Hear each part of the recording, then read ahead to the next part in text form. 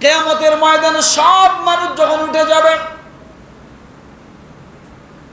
এই মানুষগুলোকে ওঠানোর আগে সর্বপ্রথম আল্লাহ তাআলা জিবরিল আমিনকে ডাক দিবেন, জিবরাইল। বাকি ফেরেশতারা কোথায়? সামনে উপস্থিত হয়ে যাবে। আল্লাহ ডাক দিবেন, আমার বন্ধুকে কিয়ামতের ময়দানে উঠাও।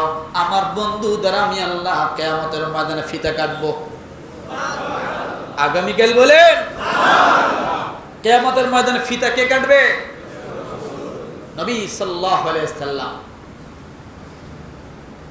অনেক লম্বা কথা।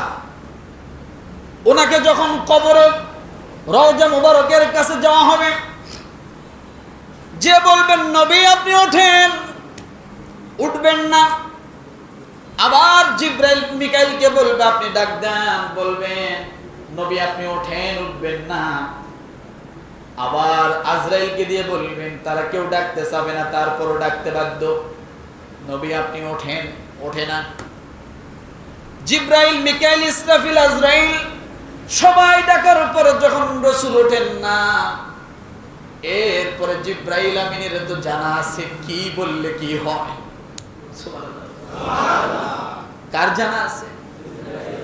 জিবরাইলের অভিজ্ঞতা আছে কি বললে কি হয়।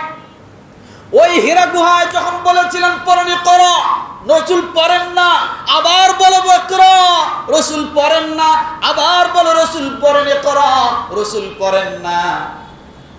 যখন বলছে ইকরা বিসমি রাব্বিকাল্লাযী খালাক, জিবরাইল বলতেছে ইকরা, পড়েন, পড়ে না, পড়েন, পড়ে না, পড়েন, পড়ে না। যখন আল্লাহর নাম নিয়ে বলছে ইকরা বিসমি রাব্বিকাল্লাযী খালাক, যিনি আপনাকে সৃষ্টি করেছেন তিনি আপনাকে পড়তে বলেছেন, পড়েন, তখনই রাসূল ইকরা বিসমি রাব্বিকাল্লাযী খালাক শব্দ ব্যবহার করেছেন। এটা কার জানা আছে? জিবরাইলের জানা আছে যে সারাদিন যদি বলি আপনি ওঠেন, উঠবেন না। জিবরাইল আমিন শেষবারের মতো ডাক দিয়ে বলতেছেন, আল্লাহ রাসূল সাল্লাল্লাহু আলাইহি সাল্লাম, আসসালাতু ওয়াসসালামু আলাইকা ইয়া রাসূলুল্লাহ। ও নবীজি, যিনি আপনাকে ইয়াসিন বলে সম্বোধন করেছেন তিনি আজকে আপনাকে ডাকছেন। যখন বলছেন যিনি আপনাকে ইয়াসিন বলে সম্বোধন করেছেন তিনি আপনাকে ডাকছেন, এই কথা বলার সঙ্গে সঙ্গে কবরের মাটি অটোমেটিক সরে যাওয়া শুরু হয়ে গেছে। রাসূল দাঁড়িয়ে গেলেন, দাড়ি মোবারক ঝাড়লেন, ঝাড়ার পরে ডানে তাকান, বামে তাকান, কিছুই দেখা যায় না। বোরাকটা কবরের পাশে দাঁড়ানো। আল্লাহর নবী সর্বপ্রথম জিজ্ঞাসা করলেন, ভাই জিবরাইল, এটা কোন মাঠ, কিসের মাঠ? বলে কিয়ামতের মাঠ। সঙ্গে সঙ্গে আল্লাহর নবী ডাক দিয়ে বলে, যদি কিয়ামতের মাঠ হয় তাহলে আমার উম্মতের কাউকে তো দেখতেছি না কেন? কিয়ামত কি অনুষ্ঠিত হয়ে শেষ হয়ে গেছে?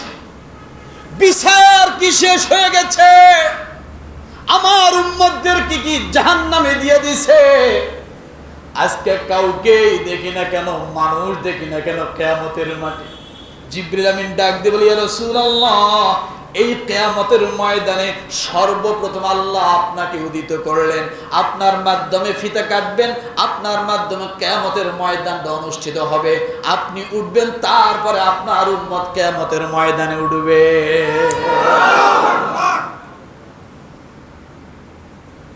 ডাক দিয়া বলেন, ভাই জিবরাইল চলো। এই ভিতরে আল্লাহ তাআলা দুনিয়ার সব মানুষদেরকে কিয়ামতের ময়দানে উঠালেন। আলাদা একটা স্পেশাল স্টেজ আছে। জিবরিল আমিন আল্লাহর নবীকে স্পেশাল স্টেজের মধ্যে নিয়ে গেল।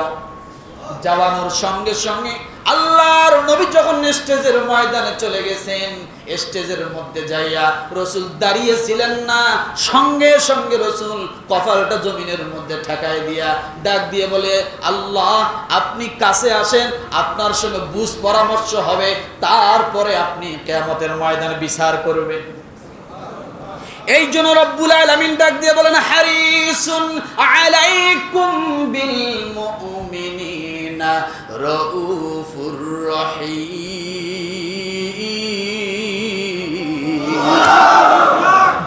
কিয়ামতের ময়দানে তোমার বন্ধু হবেন, তিনি হবেন দয়ালু।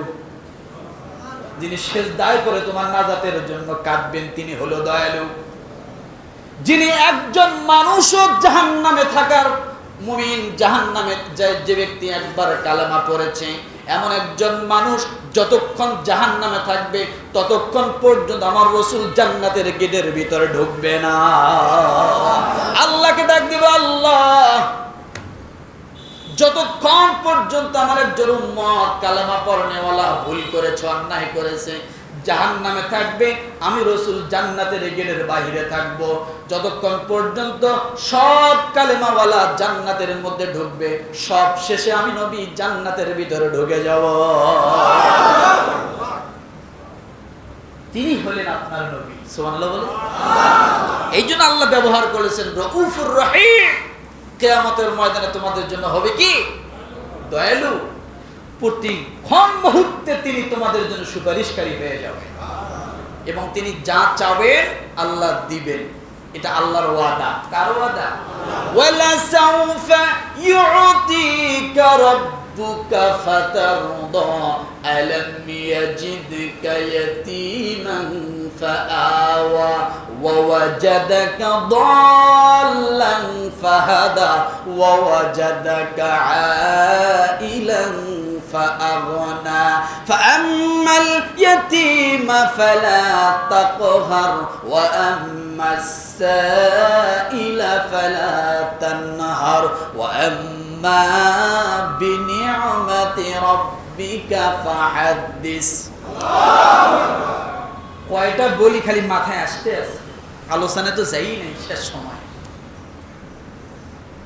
দুনিয়া যত রাসূল নবী আসছেন, একজন নবী রাসূল বাদ দিয়ে সমস্ত নবী রাসূলরা আল্লাহকে সন্তুষ্ট করার জন্য ব্যস্ত ছিল, আর আল্লাহ তাআলা একজন রাসূলকে সন্তুষ্ট করার জন্য ব্যস্ত ছিল। প্রমাণ সূরা আদ-দুহা। প্রমাণ কি? সূরা আদ-দুহা। আল্লাহ বলেন, রাসূল আমি আপনাকে সন্তুষ্ট করব। রাসূল বলে আমি সন্তুষ্ট হব না।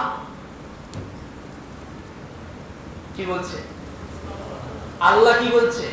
আমি আপনাকে সন্তুষ্ট করব, করেই ছাড়ব। আল্লাহ বলেন, রাসূল বলেন আমি এই দুনিয়ায় সন্তুষ্ট হব না, আমার শর্ত আছে, তারপর আমি সন্তুষ্ট হব। সুবহানাল্লাহ বলেন। আল্লাহ তাআলাকে রাসূল ডাক দিয়ে বলে, আপনার সঙ্গে বোঝাপড়া হবে কিয়ামতের ময়দানে। সেদিন যদি আপনি আমাকে সন্তুষ্ট করতে পারেন তাহলে আপনার ওয়াদা ঠিক, আর আমি কিয়ামতের ময়দানে সেই দিন সন্তুষ্ট হব, সেটা আমি আমার ভিতর রাখলাম। আল্লাহ বলছেন আমি আপনাকে সন্তুষ্ট করেই ছাড়ব। সন্তুষ্ট কিভাবে রাসূল হবেন বলবো? রাসূলের একটা কথা থাকবে, যতক্ষণ পর্যন্ত একজন কালেমা পড়নেওয়ালা উম্মত জাহান্নামে থাকবে ততক্ষণ আমি সন্তুষ্ট হব না। আরো জোরে বলেন না। ততক্ষণ পর্যন্ত আমি সন্তুষ্ট হব না যতক্ষণ একজন কালেমা পড়নেওয়ালা উম্মত জাহান্নামে থাকবে। যদি সব আপনি উঠায়া দেন, সেদিন আমি সমাপ্তি সন্তুষ্ট হব।